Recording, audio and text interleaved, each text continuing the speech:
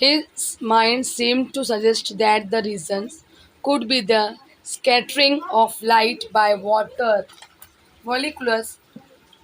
However, this his theory was had to be proved scientifically. हमने विशेष रूप से अ, इस पाठ के अंतर्गत the great scientist have a questioning mind का पहला भाग पढ़ चुके हैं। अब हम दूसरे भाग की तरफ ध्यान दे रहे हैं।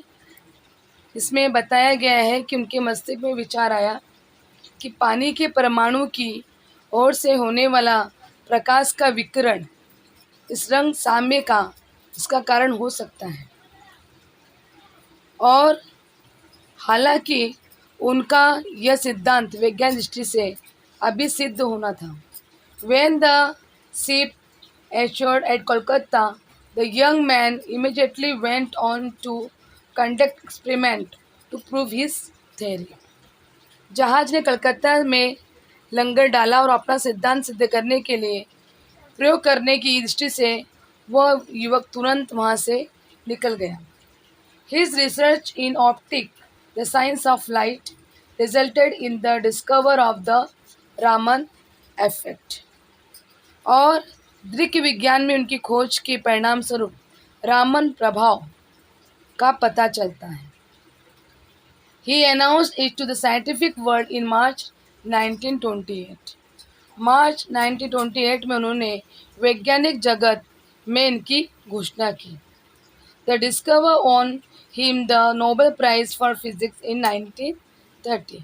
इस शोध ने उन्हें 1930 में भौतिक शास्त्र का नोबेल पुरस्कार दिलवाया। It was the first time this prize was awarded to an Asian. किसी भी एशियाई व्यक्ति को पहली बार यह पुरस्कार मिला था। The day he is discovered the Raman effect, 28 February, was later declared as National Science Day. और यह उन्होंने रामन प्रभाव की खोज 28 फरवरी को की थी। बाद में यह दिवस राष्ट्रीय विज्ञान दिवस के रूप में घोषित किया गया या मनाया जा रहा है। Even before this, his contribution to the science of optics had been acknowledged, and he was elected a fellow of the Royal Society in 1924. उन्होंने विशेष रूप से 19 इसके पहले की दृश्य शास्त्र में उनके योगदान को मान्यता मिल गई थी और 1924 में उनका रॉयल सोसाइटी के फेलो सदस्य के रूप में चयन हुआ। You would have learned about the Raman effect in detail at school, but do you know the discover subsequently helped in determining the internal structures of some 2000 chemical compounds? पर क्या तुम्हें मालूम है कि इस खोज के बाद के समय में लगभग 2000 रासायनिक यौगिकों की आंतरिक संरचना निश्चित करने में सहायता की थी। And can you guess what the cost of the equipment that Raman used to prove his theory? You was amazed. 200 rupees. उन्होंने सिद्धांत को सिद्ध करने के लिए रामन द्वारा उपयोग में लाए गए उपकरणों की लागत कितनी थी आपको पता है? केवल 200 रुपये। Raman strongly felt that scientists should not be confined to laboratories to solve scientific problems. They should search around themselves and find those answers in accordance with nature.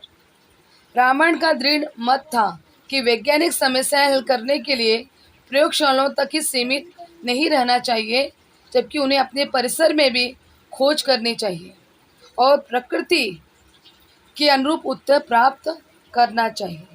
They should search around themselves and find those answers in accordance with nature.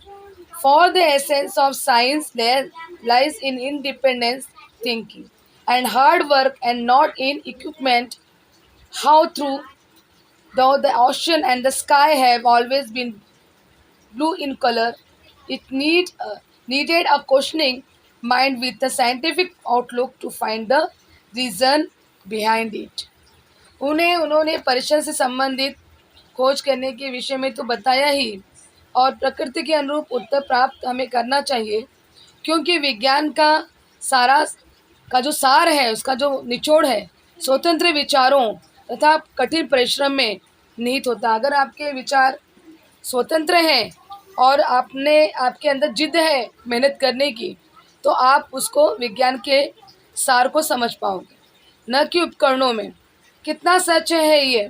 यद्यपि समुद्र और आकाश दोनों का रंग नीला है, फिर भी इसका कारण जानने के लिए वैज्ञानिक दृष्टिकोण और जिज्ञासु मस्तिष्क की जरूरत होती है कि दोनों का रंग नीला है, ये क्यों है। इसके लिए जिज्ञासु वृत्ति का होना बहुत ज़रूरी है, और ये यहाँ पर और साथ में एक वैज्ञानिक दृष्टिकोण का भी होना ज़रूरी है।